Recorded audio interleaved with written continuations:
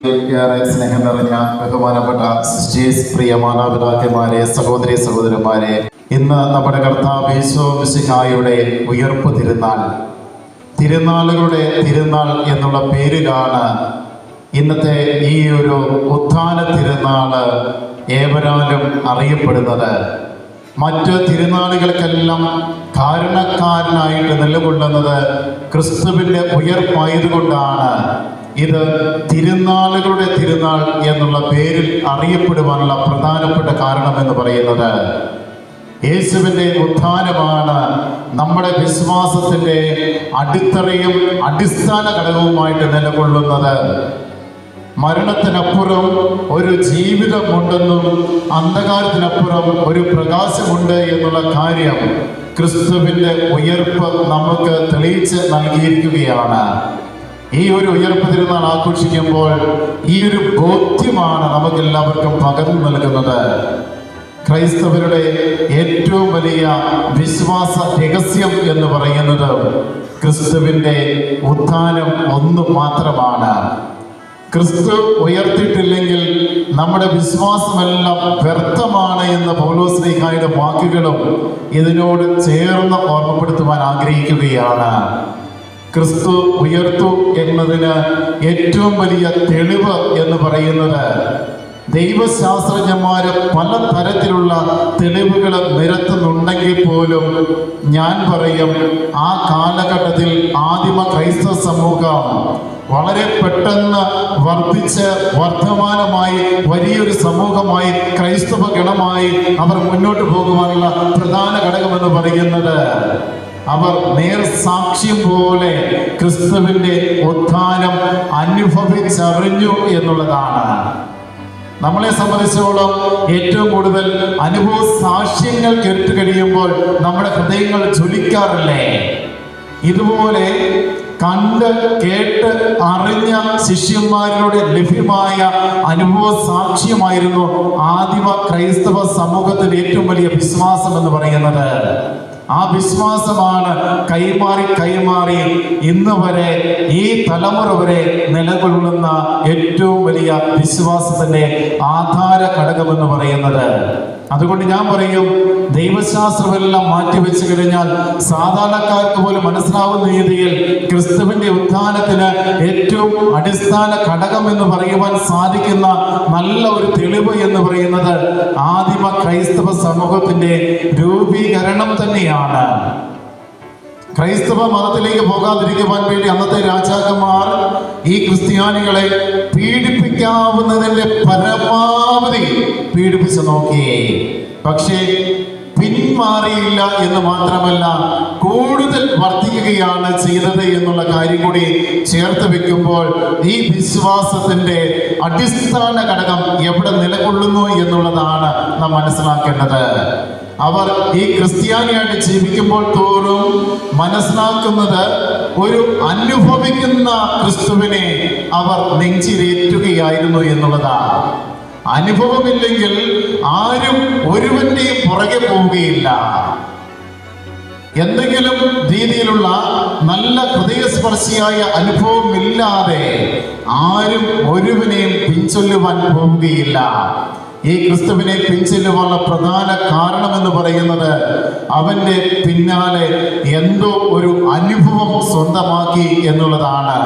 ഈ അനുഭവം സ്വന്തമാക്കിയത് കൊണ്ടാണ് പൗലോസ്ലീഹ പീഡിപ്പിക്കുന്ന ഒരു വ്യക്തിത്വമായിരുന്നു, യഹൂദനായിരുന്നു, വക്കീലായിരുന്നു.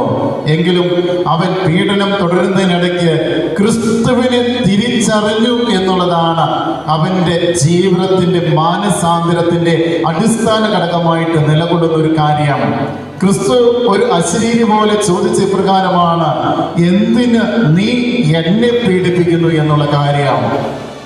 ജീവിക്കുന്നവരായ ക്രിസ്ത്യാനികളെ പീഡിപ്പിക്കുമ്പോൾ നീ എന്നെ തന്നെയാണ് പീഡിപ്പിക്കുന്നത് എന്നുള്ള ഈ അശരീരി വാക്കുകൾ അവന്റെ മനസ്സിലേക്ക്, ഹൃദയത്തിലേക്ക് തറച്ച് കയറുകയാണ് ചെയ്തത്. ആദ്യ മാനസാന്തരം അവിടെ ആരംഭിക്കുകയായിരുന്നു. പ്രിയമുള്ളവരെ, അതുപോലും യഹൂദരുടെയിൽ ഒത്തിരിയേറെ വിശ്വാസ കാര്യങ്ങൾക്ക് കാരണമായിട്ടുണ്ട് എന്നുള്ള കാര്യം ഞാൻ പറയാതെ തന്നെ അറിയാം. അതുകൊണ്ട് തന്നെയാണ് വിശുദ്ധ കുർബാനയിൽ 13 ലേഖനങ്ങളിലൂടെ നാം പൗലോസ്ലീഹായെ അനുദിനമുള്ള വിശുദ്ധ കുർബാനയിൽ അനുഭവിച്ചറിയുവാനുള്ള പ്രധാനപ്പെട്ട ഘടകമെന്ന് പറയുന്നത്. അതോടൊപ്പം തന്നെ അന്നത്തെ കാലഘട്ടത്തിൽ ആദിമ ക്രൈസ്തവ സമൂഹത്തിൽ ഈ ക്രിസ്തുവിനെ അനുകരിച്ചുകൊണ്ട് ധാരാളം ആളുകളെ യഹൂദ മതം വിട്ട് ക്രിസ്ത്യാനി ലേവലിലേക്ക് പോകുന്നു എന്ന് മനസ്സിലാക്കി കഴിഞ്ഞപ്പോൾ റോമൻ ന്യായാധിപ സംഘം ഒരു വ്യക്തിയെ ഇതിന്റെ കാര്യങ്ങൾ അന്വേഷിക്കുവാൻ വേണ്ടി ഫരമേൽപ്പിക്കുകയാണ്. ചരിത്ര രേഖകളിൽ രേഖപ്പെടുത്തിയിരിക്കുന്ന കാര്യമാണ് ഇനി പറയുവാനായിട്ട് പോകുന്നത്. അത് ഫരമേൽപ്പിച്ച വ്യക്തിയുടെ പേര് ക്ലാവിയൂസ് എന്ന് പറയുന്ന ഒരു സൈന്യാധിപനെയാണ് ഏർപ്പാട് ചെയ്തിരിക്കുന്നത്.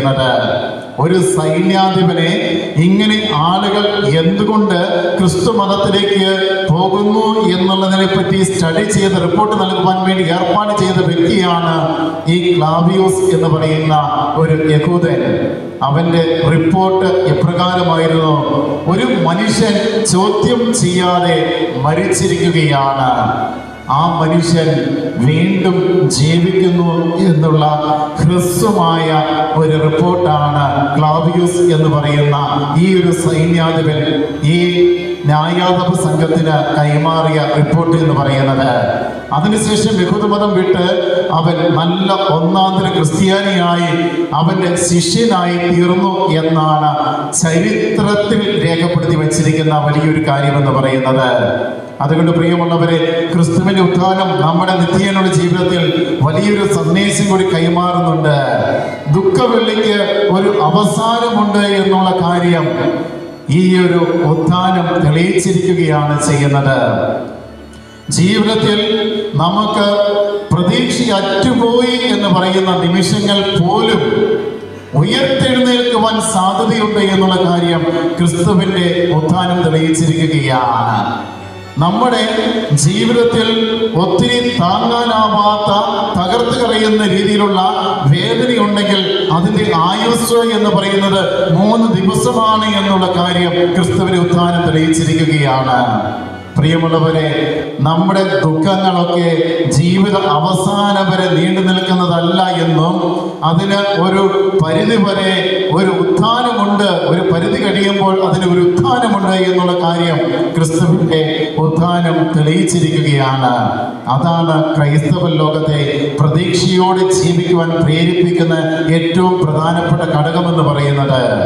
നമ്മളൊക്കെ പ്രതീക്ഷയോടെ ജീവിക്കേണ്ടവരാണ് എന്നുള്ള കാര്യം കൂടി ഉത്ഥാനം നമ്മുടെ മുമ്പിൽ വയ്ക്കുന്ന വലിയൊരു ഘടകമായിട്ട് നിലകൊള്ളുകയാണ്. എന്താണ് ഈ പ്രതീക്ഷ എന്ന് ചോദിച്ചു കഴിഞ്ഞാൽ ഞാൻ പറയും, ഒത്തുതൻ കൂടെയുണ്ട് എന്നുള്ള ഒരു പ്രതീക്ഷയിലായിരിക്കണം നമ്മൾ നമ്മുടെ ജീവിതത്തിൽ വരുന്ന ഓരോ സഹനങ്ങളെയും വേദനകളെയും ഏറ്റെടുക്കേണ്ടത്. എൻ്റെ ഈ സഹനത്തിന് അപ്പുറം പ്രതീക്ഷയോടെ കാത്തിരിക്കുന്ന ഒരു സന്തോഷകരമായ ജീവിതമുണ്ട്, സന്തോഷം നൽകുന്ന കർത്താവുണ്ട് എന്നുള്ള ഉൾബലമായിരിക്കണം നമ്മളെ മുന്നോട്ട് ജീവിതം നയിക്കുവാൻ പ്രേരിപ്പിക്കുന്ന ഏറ്റവും വലിയ ഘടകമെന്ന് പറയുന്നത്. ഇത് ക്രിസ്തുവിൻ്റെ ഉറപ്പാണ്, മനോബലം കൂട്ടുന്ന ഒരു ഉറപ്പാണ്. അതുകൊണ്ട് പ്രിയമുള്ളവരെ, ഈ തിരുനാളിലെ തിരുനാളായ ഉയർപ്പ് തിരുനാൾ ആഘോഷിക്കുന്ന ഈ സുദിനത്തിൽ നമുക്കും പ്രത്യേകമായിട്ട് പ്രതീക്ഷയോടെ ജീവിക്കുവാനായിട്ട് സാധിക്കട്ടെ. എന്താ പ്രതീക്ഷ എന്ന് ചോദിച്ചു കഴിഞ്ഞാൽ, ഭൗതികതയിൽ നിന്ന് ദൈവികതയിലേക്കും, നശ്വരതയിൽ നിന്ന് അനശ്വരതയിലേക്കും, മരണത്തിൽ നിന്ന് അമർത്യതയിലേക്കും, പാപത്തിൽ നിന്ന് വിശുദ്ധിയിലേക്കും, സഹനത്തിൽ നിന്ന് മഹത്വത്തിലേക്കും, ശബ്ദത്തിൽ നിന്ന് നിശബ്ദതയിലേക്കും, അശ്രദ്ധയിൽ നിന്ന് ഏകാഗ്രതയിലേക്കും, അസ്വസ്ഥതയിൽ നിന്ന് ശാശ്വതമായ സമാധാനത്തിലേക്കും നമ്മളെ നയിക്കണമേ എന്ന് പ്രാർത്ഥിച്ചുകൊണ്ട് പ്രതീക്ഷയോടെ ജീവിക്കുവാൻ നമുക്ക് സാധിക്കട്ടെ.